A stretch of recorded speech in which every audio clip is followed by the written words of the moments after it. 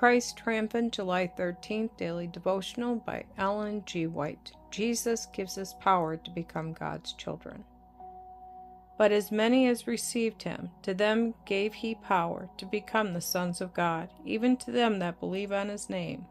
John chapter 1, verse 12. We are the Lord's property. Christ has paid a sum for our ransom that in no way can be computed. He gave himself a living offering to God. He bore the sins of the transgressor, that God might be just and yet be the justifier of the repenting, believing sinner. In the wilderness of temptation, he overcame every temptation on the point of appetite. He fasted 40 days and 40 nights, and in his weak condition Satan assailed him. But he answered not with his own words, for Satan was ready to enter into controversy had he done this. The insinuating temptation was presented. If thou be the Son of God, command that this stone be made bread.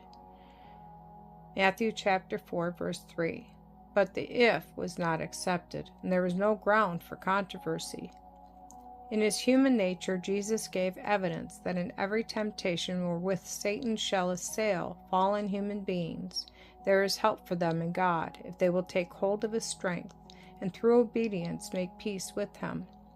All of heaven was watching the working of the enemy against Christ when tempted in behalf of the fallen race.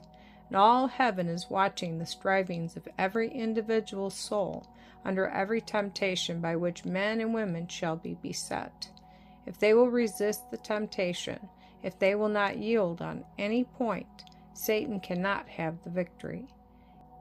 In the books of heaven will stand registered against your name that on such a day Satan sought to overthrow and ensnare one of my redeemed ones. But the tempted one looked to me, the conqueror, and I gave him or her angels to press back the powerful foe.